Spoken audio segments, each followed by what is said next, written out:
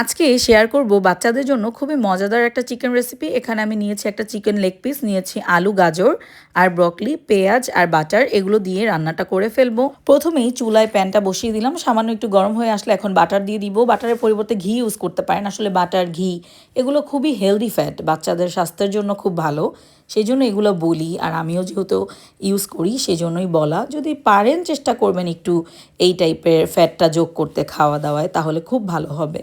তো যাই হোক, তারপরে কিন্তু দিয়ে দিলাম পেঁয়াজ কুচি, সামান্য একটু পেঁয়াজ কুচি ইউজ করছি। এটা সামান্য একটু ভেজে নিব, খুব বেশি না, অনেক বেশি ভাজার দরকার নেই, অল্প একটু ভেজে নিলে হবে কয়েক সেকেন্ড।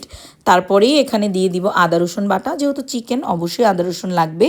আদা রসুনটাও সামান্য একটু ভেজে নিব যাতে আদা রসুনের কাঁচা গন্ধটা না থাকে।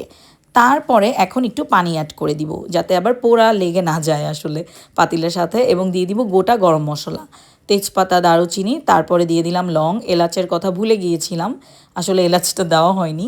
তো আপনারা এলাচও দিবেন, একটা দুইটা এলাচ ইউজ করবেন, সুন্দর স্মেল আসে। তারপরে আর কি এটা সামান্য একটু ভেজে এখন আরও মশলা অ্যাড করব। হলুদ গুঁড়ো অ্যাড করব, তারপরে অ্যাড করব ধনিয়া গুঁড়ো।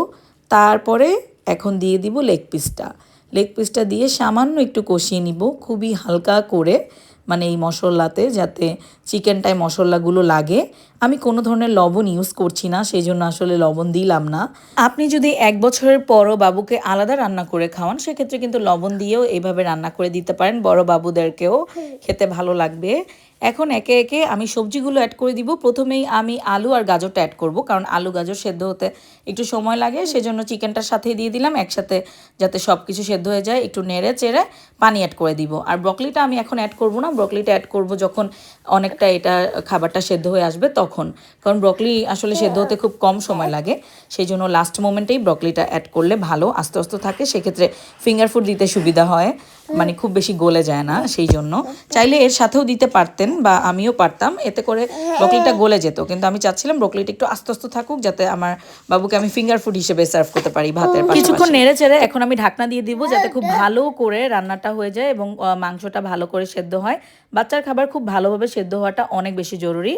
তো দেখেন অনেকটাই সেদ্ধ হয়ে গেছে, একদম মাংসটা খুলে খুলে আসতেছে লেগ পিস থেকে। এই পর্যায়ে এখন আমি ব্রকলি দিয়ে দিব। ব্রকলির সাথে এখন আরও কিছুক্ষণ এটাকে ভালো করে রান্না করে তারপরেই আমি আমার বাবুকে সার্ভ করব। তো দেখেন রান্না অলমোস্ট হয়ে গেছে, কিছুটা ঝোল আর একটু শুকিয়ে নিব, তারপরে সার্ভ করে ফেলবো। তো রেসিপিটা ভালো লাগলে এভাবে কিন্তু ট্রাই করতে পারেন, আমার মনে হয় বাচ্চারা লাইক করবে এই চিকেন কারিটা।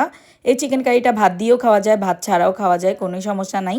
আমি ভাতের সাথেই সার্ভ করেছিলাম, আমি হাতে মেখে আমার বাচ্চাকে খাওয়াই, তো ওইভাবে হাতে মেখে খাওয়ালাম আর ফিঙ্গার ফুড হিসেবে ব্রকলিটা রাখলাম। তো চমৎকার একটা লাঞ্চ হলো।